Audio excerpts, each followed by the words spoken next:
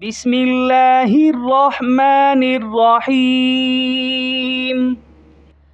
آج کا سبق ہے تختی نمبر 5 حرکات تنوین، یعنی 2 زبر 2 زیر 2 پیش، اسے تنوین کہا جاتا ہے۔ ٹھیک ہے، 2 زبر کو 2 زیر کو 2 پیش کو تنوین کہتے ہیں، اور اس کو ادا کرتے وقت ناک میں آواز لے جائیں گے جسے غنہ کہا جاتا ہے۔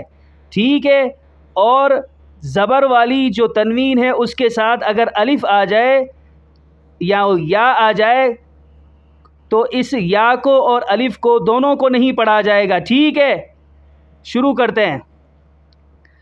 میم 2 زبر من،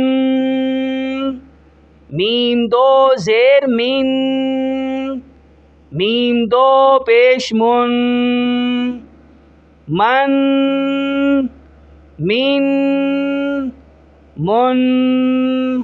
یہاں دیکھیں، من ناک میں آواز لے گئے، من ناک میں آواز لے گئے، من ناک میں آواز لے گئے۔ ٹھیک ہے، اسے غنہ کہا جاتا ہے۔ یہ الف ہے، زبر والی جو تنوین ہے الف اس کے ساتھ ہے، تو ہم نے اس کو نہیں پڑھا، صرف میم کو پڑھا ہے۔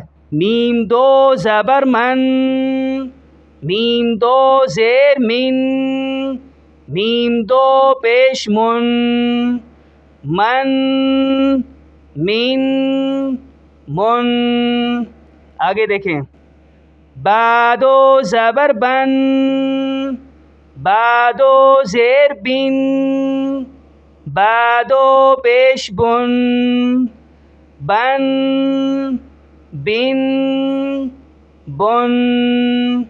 سمجھ آ گیا؟ اور اس کے ساتھ جو الف ہے زبر والی تنوین کے ساتھ، اس کو ہم نہیں پڑھیں گے، صرف با پڑھیں گے۔ با پر جو تنوین ہیں 2 زبر والی اسی کو پڑھیں گے۔ واو 2 زبر ون، واو 2 زیر ون، واو 2 پیش ون، ون ون ون۔ فا 2 زبر فن، فا 2 زیر فن، فا 2 پیش فن، فن فن فن۔ ثا 2 زبر ثن، ثا 2 زیر ثن، ثا 2 پیش ثن، ثن ثن ثن۔ ٹھیک ہے، یہ لفظ جو ہم نے پیچھے بتایا تھا کہ کس طریقے سے نکلے گا، اس کو ایسے ہی انداز میں نکالنا ہے، یعنی تھوڑی سی زبان نکالی اور دونوں دانتوں کے درمیان دی تو یہ لفظ نکل آئے گا سا سا۔ ٹھیک ہے، ذال 2 زبر زن، ذال 2 زیر زن، ذال 2 پیش زن، زن زن زن۔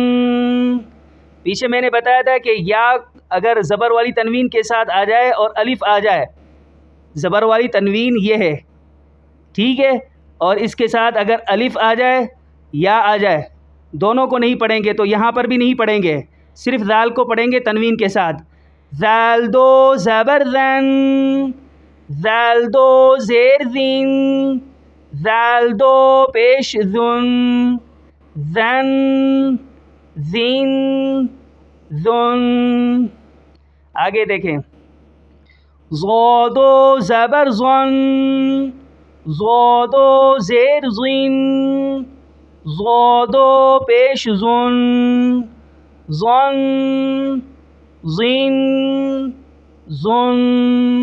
اس کو موٹا کریں گے تھوڑا سا، ٹھیک ہے، ہرے والے لفظ جہاں آ جائیں گے اسے موٹا پڑھا جائے گا۔ آج کا سبق یہی ہے، اسے خوب اچھی طریقے سے یاد کریں، انشاءاللہ ازبر طریقے سے آپ کو قرآن شریف سمجھ میں آ جائے گا، پڑھنا آ جائے گا۔ السلام علیکم۔